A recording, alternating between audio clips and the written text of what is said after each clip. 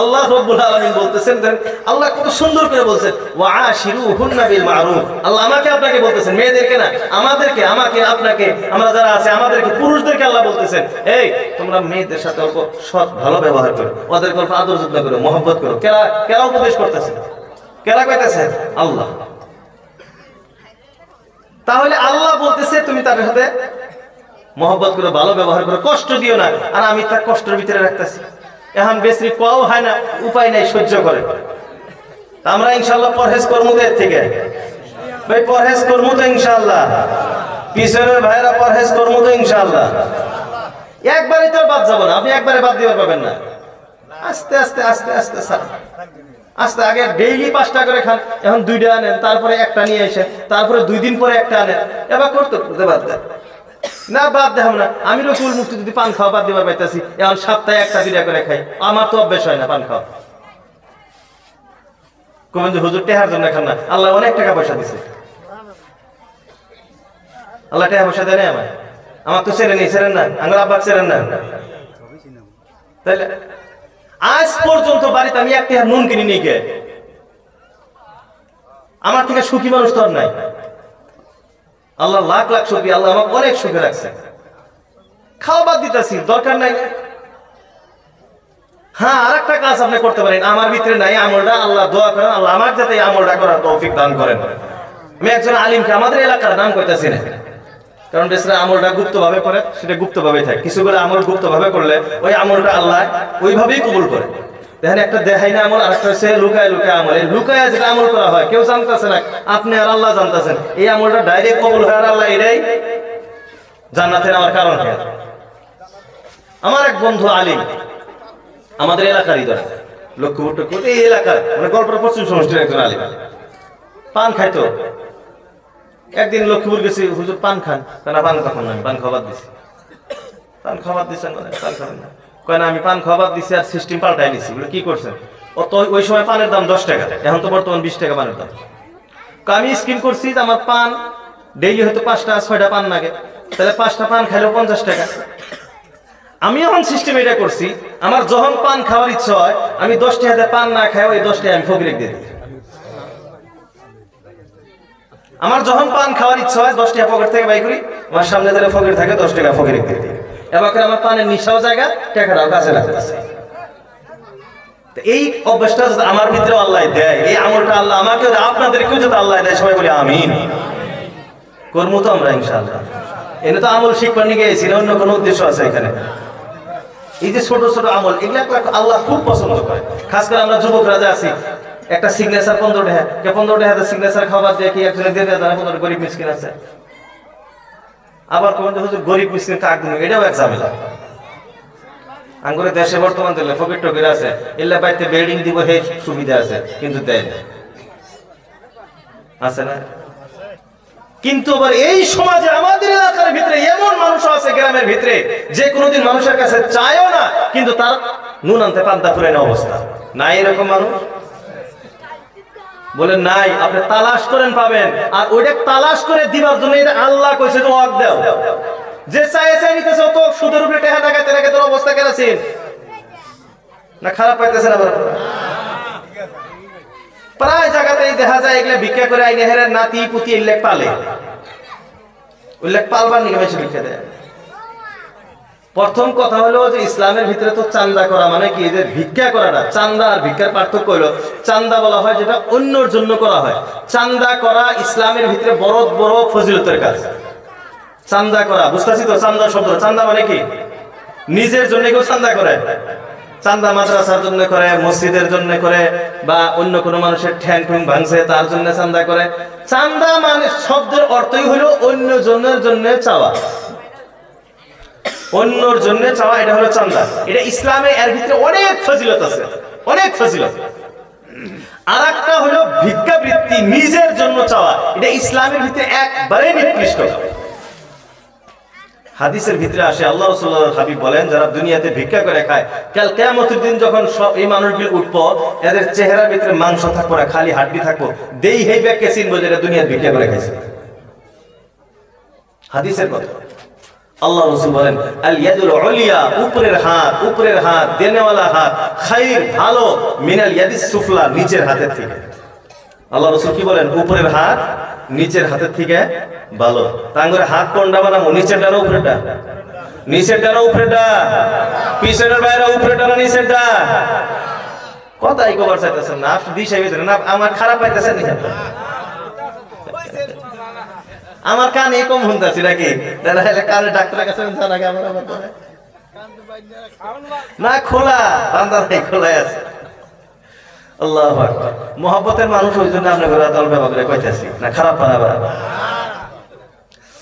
আল্লাহু আকবার কাবীরা আলহামদুলিল্লাহি হামদান কাসীরা ওয়া সুবহানাল্লাহি বুকরাতান ওয়া আসীলা। তো মুহতারাম দোস্ত আজিজ, কথা থেকে মেলা দূরে চলে গেছে। তা আল্লাহ রাব্বুল আলামিন পৃথিবীর অধিকাংশ মানুষকে বানাইছেন কোথায় দেওয়ার জন্য? ভুলে গেছি কোথায়?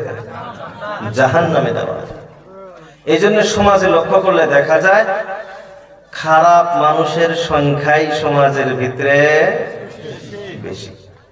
ভালো মানুষের সাথ কেউ দেয়, ভালো মানুষের সাথ কেউ দেয়।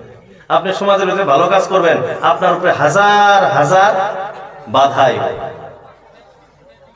এই সবার নিয়ে দেখেন কত বাধা আছে। আবার আপনি এনে একটা এসে ফাংশন দেন, দেখবেন কত আপনাকে সাপোর্ট করে নেওয়া হয়।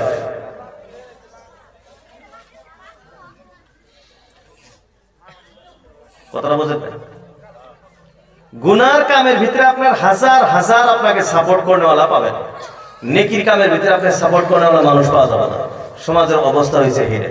তো যাই হোক মুহতারাম দোস্ত বুজুর্গ, আল্লাহ রাব্বুল আলামিন অনেক বেশিরভাগ মানুষকে জাহান্নামে দেওয়ার জন্য বানাইছে। কম সংখ্যক মানুষকে আল্লাহ জান্নাতে দিবেন। আজ কিন্তু আমরা ওই কম সংখ্যক মানুষের একটি সংখ্যা আমরা এখানে, ঠিক কিনা? কম কয়জনের ভিতরে আমরা? বেশিরিতে কোনে আছে? বেশিরি বাহিরে আছে, আর কম কয়টা ভিতরে আছি। আর আল্লাহ বলছেন যেটি কম এটি জান্নাতে যাব। তাহলে আমরা যে জান্নাতে যাব, আল্লাহ যে আমাদেরকে জান্নাতে দিতে চায়, আমরা সবাই খুশি তো? সবাই খুশি তো আমরা? না জাহান্নামে দিলেও চলে, জাহান্নামে দিলেও চলবে। বাবা বাবা আছে কেন করে? জাহান্নামে দিলে চলবো না।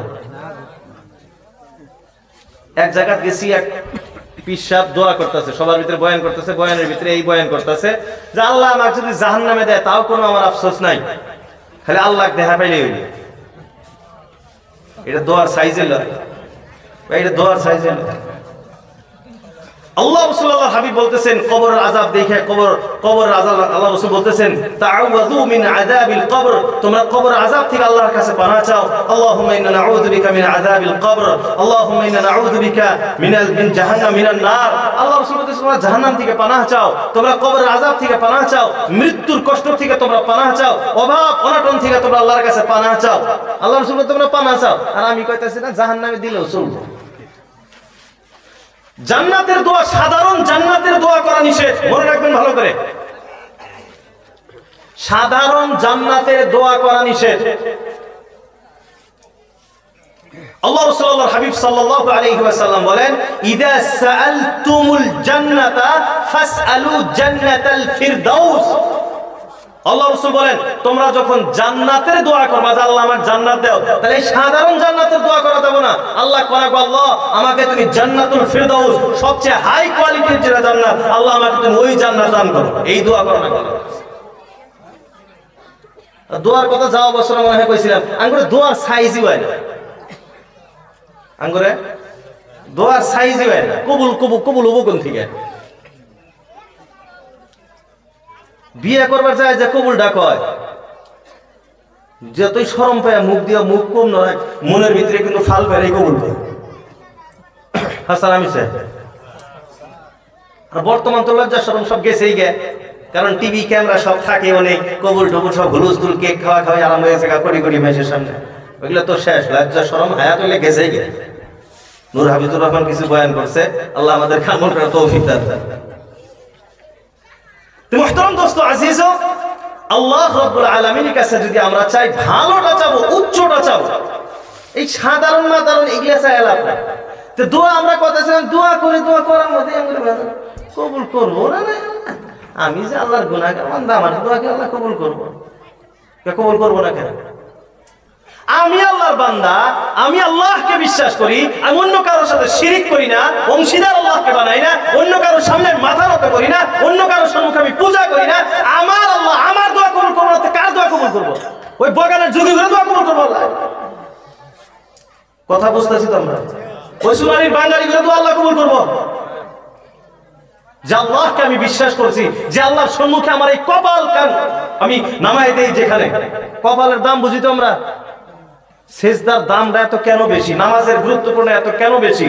তার কারণ হইলো এই কপালটা, এই মাথাটা এত দামি একটা জিনিস। লাখ টাকা দেবো, গর্দান কাইটে দেওয়ার জন্য রাজি আছি, কিন্তু মাথা নত করার জন্য তৈরি নেই আমরা। ওর সামনে মাথা নত করবো আমি? কই না নাই আমরা? ওর সামনে আমি মাথা নত করবো? গলা কাইটে দেওয়ার ভাই কত টাকা জরিমানা, ওই সব টাকা দেওয়ার জন্য রাজি আছি, ওর সামনে মাথা নত করা হয় না। এই পেশাল পারি না আমার সামনে। এই মাথার দাম আছে, আর সেই মাথাকে আমরা কোণে দিতেছি পায়ের নিম্নের অংশ, একবারে নিম্নের অংশ। সাধারণভাবে বুঝাইতেছি, মুফতি আব্দুল খালিক সাহেব একদিন কথাটা বুঝাইছে, আমার কথাটা মনে আছে ভালো করে। সেজদারাতে নাক আর কপাল দুইটাই যে সেজদার ভিতরে, মাটির ভিতরে লাগা রাখবো, না হইলে নামাজ হবো না, সেজদা হবো না। কেন? আমরা যখন হাইটে যাই, ঠ্যাং ফেলে হাইটে গেতেছি, রাস্তার ভিতরে বৃষ্টি আইছে, গু গোবর সব বাইসে বাইসে গেতাছে, তখন আপনি কিভাবে হেঁটে যাবেন? ডাইরেক্ট যাবেন? লাস্টে যাইতে যাইতে খালি বুড়া আঙ্গুলের উপরে কোন রকম ভর করে খালি আঙ্গুলটা ভর করে পারবেন, ঠিক না? তার মানে এত খারাপ জায়গা যে ওনের মানে ইচ্ছা থাকলে, যদি আমার সুবিধা থাকলে আমি হাওয়াই জাহাজ দিয়ে পার হয়ে গেলাম নি, তাও এনে আমি পাড়া দিলাম নি না, দেওয়াই নাকি খালি বুড়া আঙ্গুলটা কোন রকম সোয়া গেছে। এই জন্য নামাজের ভিতরে বুড়া আঙ্গুল দুইটা, পায়ের বুড়া আঙ্গুল দুইটা মাটি থাকা রাখবো, আর এই লেভেলে মাথার কপাল থাকা রাখবো, যে জায়গা এত নিম্ন জায়গা, এই জায়গা পর্যন্ত কপাল ঠেকাই দিছি আল্লাহর সামনে। আর হে আল্লাহ, আমার দোয়া কবুল করবো না, আমার সাজদা কবুল করবো না, কার সাজদা কবুল করবো? কতটা চিন্তা করতেছি কেন? আর এই জন্যই নামাজের ভিতরে অনেক মানুষ, মাসলাটা মনে রাখবেন, অনেক মানুষের এই ভুলটা আমাদের হয় নামাজের ভিতরে। সেজদার যায় আঙ্গুলের পায়ের এই যে আগাল দেয় দুইটাই উঠে পড়ে। কোনো মানুষের যদি সেজদার অবস্থায় পাও দুইটাই যদি উপরে উঠে পড়ে, নামাজ ফাঁসির, নামাজ হইল না। আর নামাজ দিতে পার ঘুরে পড়া লাগবে, এই নামাজ আপনার সুজদা দিলেও খাটবো না, নামাজই শেষ। এত গুরুত্বপূর্ণ একটা বস্তু এই কপালকে আমরা এনে নামাইতেছি, এত এরকম একটা জায়গা কার সামনে নামাইতেছি? কাকে রাজি খুশি করার জন্য? তাহলে সেই আল্লাহ আমার কথা শুনবো না, সেই আল্লাহ আমার দোয়া কবুল করবো না, কার দোয়া কবুল করবো? এই ইয়াকিন, এই বিশ্বাসের সাথে আল্লাহর কাছে দোয়া করেন, আল্লাহ কবুল করবে। এই জন্য আল্লাহ রাসূলুল্লাহ হাবিব সাল্লাল্লাহু আলাইহি ওয়াসাল্লাম বলেন, উদউ রাব্বাকুম তায়াক্কুনান, তোমরা তোমার রবের কাছে দোয়া করো ইয়াকিনের সাথে, বিশ্বাসের সাথে। করব তো আমরা ইনশাআল্লাহ ভাই, এভাবে দোয়া করব তো আমরা ইনশাআল্লাহ। দোয়া করেন সে দেখেন কবুল হয় নাই, কইরেই দেখলাম না আমরা। আমাদের উস্তাদ বলছেন, ভাই तुमने चोर बन के देख लिया, डाकू बन के भी देख लिया, जिनाकार बन के देख लिया, ये करके देख लिया, वो करके देख लिया, भाई एक मर्तबा अल्लाह वाला बन के तो देखो। दुनिया सब কিছু করলা, চুরি করে দেখলা, ডাকাত হয়ে দেখলা, জিনাকারী হয়ে দেখলা, ধোঁকাবাজ হয়ে দেখলা, ওড়ে হয়ে দেখলা, ওড়ে হয়ে দেখলা, মেলা বিজনেস তো দুনিয়া করে দেখলা, একটাবার আল্লাহ ওয়ালা হয়েও তো দেখো, এর ভিতরে কি মজা আছে। একবার আল্লাহ ওয়ালা হওয়ার মজাটা পাও, সেদিন বুঝবা যে এর ভিতরে কি আছে। চেষ্টাটা করবো তো আমরা ইনশাআল্লাহ ভাই, সবাই চেষ্টা করবো তো ইনশাআল্লাহ। খারাপ লাগতেছে কি আপনাদের? কিছু জরুরি কথা আসতেছে তো আলহামদুলিল্লাহ জায়গা। তো যাই হোক মুহতারাম দোস্ত, আজিজ, কথা আসছিল কোথায় থেকে? আল্লাহ রাব্বুল আলামিন আমাকে আপনাকে এই জায়গাতে বসার সুযোগ দিয়েছেন। এটা বহুত বড় একটা আমাদের জন্য নিয়ামত যে আল্লাহ আমাকে আপনাকে জান্নাত দিতে চায়, আল্লাহ আমাকে আপনাকে জান্নাত দিতে চায়। আবার এর সাথে বলছিলাম, অনেক মানুষকে আল্লাহ বাহিরে রাখছেন, তাদেরকে আল্লাহ জাহান্নামে দিবার চায়। এই কথাটাই এত সময় ভরা আলোচনা করে কোরআন এবং হাদিসের মাধ্যমে আলোচনা করা হলো, বুঝানো। তাহলে এতটুক তো আমরা স্পষ্ট এখন বুঝছি যে আল্লাহ যে আমাদেরকে এই জায়গাতে আনছে, এটা 100% গ্যারান্টি যে আল্লাহ আমাকে কোথায় দিতে চায়? আল্লাহ কোথায় দিতে চান? জান্নাত দিতে চান। তাহলে আমরা সবাই খুশি তো? এখন অল্প অল্প মন ভেজাল আছে, সবাই খুশি। কার প্রতি খুশি? আল্লাহর প্রতি। যদি আমরা খুশি, তাহলে আল্লাহর প্রশংসা আদায় করার দরকার আছে না? আমরা একবার চিৎকার দিয়ে, একবার অন্তর থেকে চিৎকার দিয়ে আল্লাহর প্রশংসা আদায় করি, আলহামদুলিল্লাহ। আল্লাহ আমাদের কবুল করুক সবাই বলি আমিন। যাই হোক মুহতারাম দোস্ত আজিজ ও সভাপতি সাহেব যে কথা আমাকে বলছিলেন, আমাদের মনে আছে তো সবাই, মাদ্রাসা কি কি বস্তু, মাদ্রাসার উপরে কিছু আলোচনা স্টার্ট। আজকের আলোচনা আরম্ভ হয়েছে ওঠেনি। আমরা আজকে কেন আসছি? কেন আসছি? কিছু শেখার জন্য আসছি, কিছু শেখার জন্য আসছি। শেখার জন্য যে আইসা তার ফজিলত কি, আল্লাহ যাকে শেখার তৌফিক দেয় তার ফজিলত কি, আমরা এতবেলা শুনলাম। তাকে আল্লাহ রাব্বুল আলামিন কোথায় দিতে চান? কোথায় দিতে চান? জান্নাত দিতে চান। বোঝা গেল দ্বীন শিক্ষায় যারাই শিখবে আল্লাহ তাদেরকে জান্নাত দান করবে। তাহলে আমাদের আরো শেখার দরকার আছে না? আমাদের আরো শেখার দরকার আছে না? আছে। দ্বীন শিক্ষা বলতেই কোরআনের শিক্ষা, হাদিসের শিক্ষা। আমরা অনেক মানুষ, বিশেষ করে যারা শিক্ষিত মানুষ, আমরা মনে করি কোরআন এবং হাদিসের ভিতরে মনে হয় সমাজতন্ত্র বা মানবিকতা, মানসিকতার শিক্ষা মনে হয় দেওয়া হয় না। এটা আমরা অনেকেই ভাবি, মনে করি না। যারা জেনারেল শিক্ষা করে তারাই মনে হয় মানবতা তাদের ভিতরে থাকে, তারাই মানসিকতা বোঝে, তারাই সমাজটা বোঝে। আলিম উলামা তো সমাজ বোঝে না। মুহতারাম দোস্ত বুজুর্গ, এই যে এই অপপ্রচারটা আমাদের সমাজের ভিতরে হয়েছে, এর দুইটা কারণ। একটা হয়েছে আমরা যে মাদ্রাসায় ছাত্রগুলো দিতেছি, যারা আমাদের সন্তান, যাদের সন্তানকে আমরা মাদ্রাসায় দিছি, আমরা কয়জন এরকম আছি যে আমার টপ ব্রেনিয়াল ছাত্রটাকে আমি আমার সন্তানটাকে মাদ্রাসায় দিছি? কয়টা আছে? তাইলে আপনি ভালো মাল কোন থেকে তালাশ করেন? এটা একটা কারণ, এটা একটা কারণ।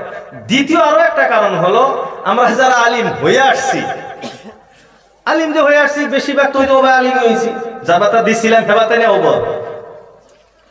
যে বাতা আমরা দিছিলাম দান, যে বাতা আপনি মেলের ভিতরে দিবেন হেবাতাই নিয়ে বাড়াবো। আপনি দিছেন চিড়ে আলা দান, ওন থেকে খালি চাইল বাড়াবো কি না কালা চাইল বাড়াবো? ফ্যাক্টরি যে বাতা দিছিলাম হেবাতাই বাড়াই আছে, তার ভিতরে কিছু আলহামদুলিল্লাহ দুই একটা আল্লাহ বাড়ি করছে। এখন আমাদের একটা দোষ হলো কি, আমরা আলিম ওলামা যারা আছি, আমরা মানুষের সম্মুখে ইসলামটাকে স্পষ্টভাবে উপস্থাপনা করতে পারতেছি। ইসলামের ভিতরে যে সামাজিক ব্যবস্থার আলোচনা আছে, কোরআনের ভিতরে যে সামাজিক ব্যবস্থার আলোচনা আছে, ইসলামের ভিতরে যে সব কিছুর ব্যবস্থা আছে, এটা আমরা মানুষকে বুঝাইতেই পারতেছি। কেন পারতেছি না? এটা আমরা আলিম উলামা, আমার নিজের কথা কইতেছি, আমরা হইছি বেড়ায় শেষ।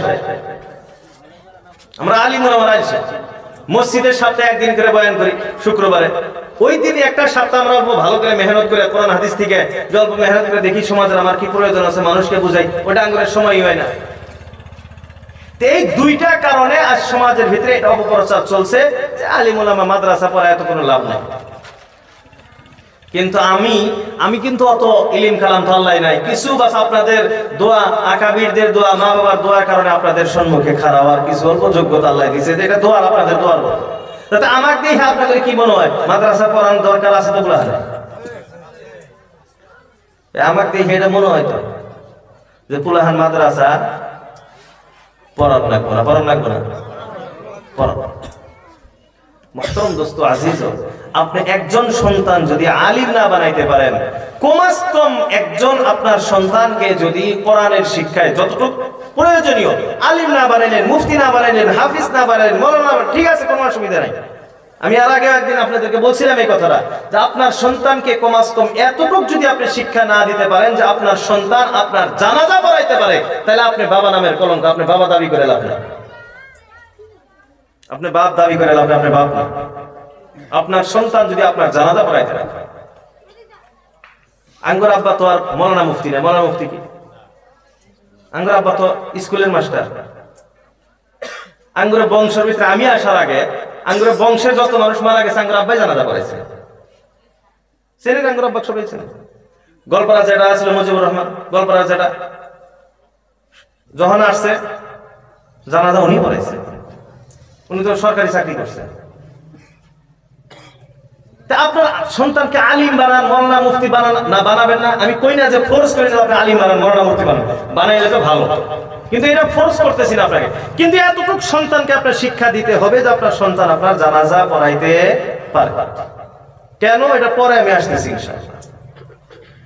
তো মুহতারাম দোস্ত আজিজ, এই যে মাদ্রাসার শিক্ষা ব্যবস্থা যেটা, এটা প্রচার যে হইতেছে না দুইটা কারণে। এক নাম্বার কারণ, আমরা আমাদের ভালো সন্তানকে মাদ্রাসায় দিতেছি না।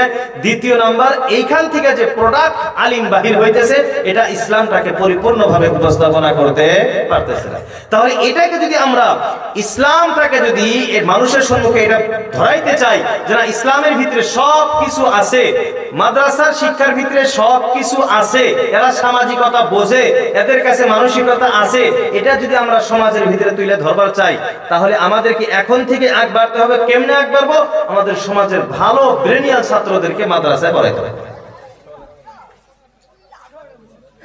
আজকে আলিম বানাইছে, সে নিজে আরবির কিছুই বোঝে না, আরবির আ বোঝে না, ও কোরআনের ক বোঝে না, বুখারীর ব বোঝে না, ও কি আপনি বোঝাবার সমাজে কি মেসেজ দিবেন?